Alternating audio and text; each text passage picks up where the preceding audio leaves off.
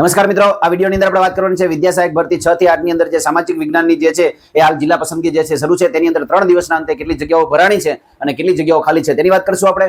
સાથે સાથે બીજો તબક્કો જે આવશે તે બીજા તબક્કાની અંદર જે છે એ કેટલી જગ્યાઓ કઈ કેટેગરીની રહેશે ખાલી તેની પણ આપણે વાત જે છે વિડીયોની અંદર કરીશું. મિત્રો ખાસ આપ સૌને મારે અભિનંદન આપવા છે, કારણ કે આપણી YouTube ચેનલ જે છે એની અંદર આપ સૌનો ખૂબ સાથ સહકાર મળી રહ્યો છે. આની અંદર આપણે જોવા જઈએ તો એક 8 પે કમિશન વાળો મારો વિડીયો છે, લગભગ એની અંદર આપણને 1 લાખ કરતા પણ વધારે વ્યૂ જે છે એની અંદર આપણને મળ્યા છે. એટલા માટે આપ સૌનો જે છે ખૂબ ખૂબ આભાર. ચલો મિત્રો, આપણે વિડીયોની શરૂઆત કરીએ.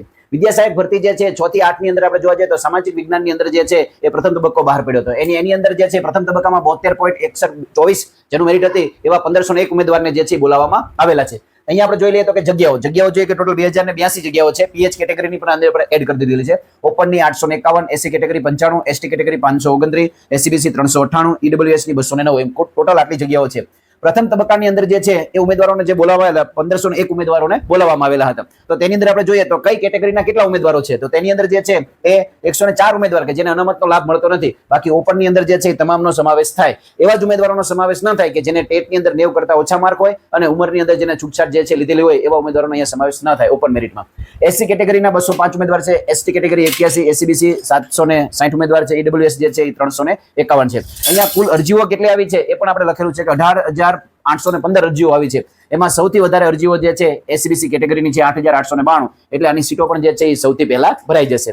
અહીંયા બીજી આપણે વાત કરવી છે કે 3 દિવસ, તો 3 દિવસની અંદર જે છે એ ટોટલ જેનું મેરિટ 1 થી લઈને 1000 સુધી હતું એવા 1000 ઉમેદવારોને જે છે એ દિવસ 1, 2, 3 એમ અલગ અલગ બોલાવવામાં આવેલા હતા. તો એની અંદર આપણે જોવા જઈએ તો 616 જે છે એ જગ્યાઓ ભરાણી છે. હવે એની અંદર જોઈએ તો કે ઓપનની જે 851 જગ્યા હતી એમાંથી 498 જે છે જગ્યાઓ ભરાણી છે, એટલે કે 58% જગ્યાઓ ભરાઈ ગઈ છે. અને સામે અહીંયા જોવા જઈએ તો 42% જેવી જગ્યાઓ ખાલી છે, એટલે 353 જગ્યાઓ જે છે હજી ઓપન કેટેગરીની ખાલી છે. અહીંયા આપણે જોવા જઈએ તો 498 ઉમેદવારો કયા હશે, તો કે જેનું મેરિટ જે છે એ ઓપનમાં આવતું એવા એસસી, એસટી, એસસીબીસી, ઈડબ્લ્યુએસ આવા તમામ ઉમેદવારો જે છે એ ઓપન મેરિટમાં એનો સમાવેશ થાય છે. ત્યારબાદ આપણે જોઈએ તો કે એસસી કેટેગરીની 17 જગ્યાઓ ભરાણી, તો કે આ 18% જગ્યાઓ ભરાણી છે. તો આ 17 જગ્યાઓ જે ભરાણી હોય કેવું હોય કે જેને જે છે એ ઉંમરની અંદર છૂટછાટ લીધેલી હોય અથવા એવા પણ ઉમેદવારો હોય કે પોતાના જિલ્લાની અંદર જે છે માત્ર પોતાની કેટેગરીની જગ્યા હોય, ઓપનની જગ્યા ના હોય, એના કારણે આ જગ્યાઓ જે છે ભરાણી છે.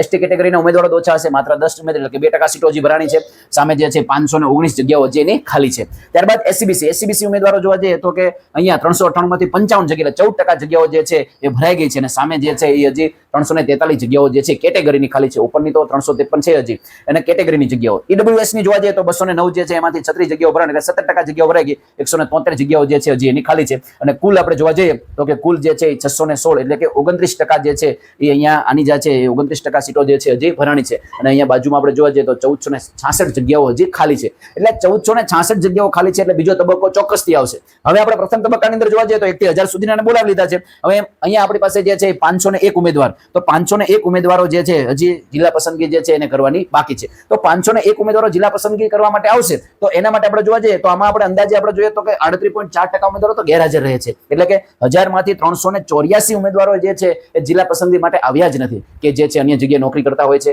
તો એવા ઉમેદવારો હોય કે જેનો 11-12 ની અંદર જે છે આ જ વર્ષે જે છે સમાવેશ થઈ ગયો હોય. એક એવા પણ આની અંદર ઉમેદવારો છે કે 1 થી 5 ની અંદર પોતે કચ્છ જિલ્લાના છે અને કચ્છની અંદર પણ એનો વારો આવી ગયો છે અને સારું સ્થળ મળી ગયું છે. તો એવા ઉમેદવારો પણ અહીંયા આવતા નથી. સામાન્ય ભરતીમાં પણ જે છે 1 થી 5 માં વારો આવી ગયો હોય તો એવા ઉમેદવારો પણ અહીંયા આપણને જિલ્લા પસંદગી માટે આવતા નથી, એટલે બીજા ઉમેદવારોને જે છે અહીંયા લાભ મળે છે. અહીંયા જોવા જઈએ તો 38.4% ઉમેદવારો ગેરહાજર રહ્યા છે. તો હવે આ ગેરહાજર રહેવાનો રેશિયો જે છે એ ધીમે ધીમે ઓછો થતો જશે. પણ અંદાજે આપણે જોઈએ તો 30% ઉમેદવારો તો ગેરહાજર રહે તે 30% જેવા ઉમેદવારો, એટલે કે તમે આના જો લગભગ 150 જેવા ઉમેદવારો તો ગેરહાજર રહેશે તે. એટલે 350 ઉમેદવારોમાંથી અહીંયા આપણે જોવા જઈએ તો કે આટલામાંથી જે છે એ પોતાની જગ્યાઓ જે છે પસંદ કરશે. એમાં જો પોતાના જિલ્લાની અંદર ઓપનની જગ્યા હોય તો ઓપનની જગ્યા તો પહેલા એ જ લેવાની આવશે. પણ જો ઓપનની જગ્યા ન હોય તો ફરજિયાત એને પોતાની કેટેગરીમાં જવું પડશે. તો આપણે જોવા જઈએ તો કે 350 ઉમેદવારો જે છે અંદાજે આપણે લગાડીએ છીએ. અહીંયા જે છે અનુમાન આપણે લગાવીએ છીએ. તો અંદાજે જે છે 350 ઉમેદવારો જે છે એ આ 1466 જગ્યાઓ છે એમાંની અંદર જે છે પસંદગી કરશે. તો એની અંદર આપણે જોવા જઈએ તો કે અહીંયા ઓપનની જગ્યાઓ પણ પૂરેપૂરી ખાલી રહેવાની શક્યતા છે.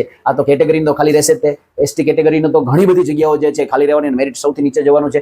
એસસીબીસી ની જગ્યાઓ પણ ખાલી રહેવાની છે, કારણ કે હવે આમાંથી જે છે અંદાજે આપણે કે 350 ઉમેદવારો જે છે જિલ્લા પસંદગી કરશે. તો 350 માંથી જે છે એ આપણે અનુમાન લગાડીએ તો કે આ 30-40 જેવી જગ્યાઓ ભરાય, અને ઈડબ્લ્યુએસ ની પણ અંદાજે જે છે 20-25 જગ્યાઓ કદાચ ભરાય. તો આ બધી તમામ જગ્યાઓ જે છે તમામ કેટેગરીની જગ્યાઓ જે છે ખાલી રહેવાની છે. તો તમામ જે છે બીજો તબક્કો આવશે એટલે તમામ ઉમેદવારોને જે છે હજી પણ અહીંયા એક મોકો મળશે. ઓપનની જગ્યાઓ પણ ખાલી રહેશે. ત્યારબાદ આપણે જોવા જઈએ તો અહીંયા ઈડબ્લ્યુએસ ના જે છે 1000 સુધીના ઉમેદવારો બોલાય એનું મેરિટ જે છે 237 છે, ત્યાં સુધીનો વારો આવી ગયો છે. એસસીબીસી માં 524 સુધીનો વારો આવી ગયો છે. એસટી કેટેગરીમાં 53 અને એસસી કેટેગરીમાં 111 સુધીના જે છે તેવા લોકોએ જે છે જિલ્લા પસંદગી થઈ ગઈ છે.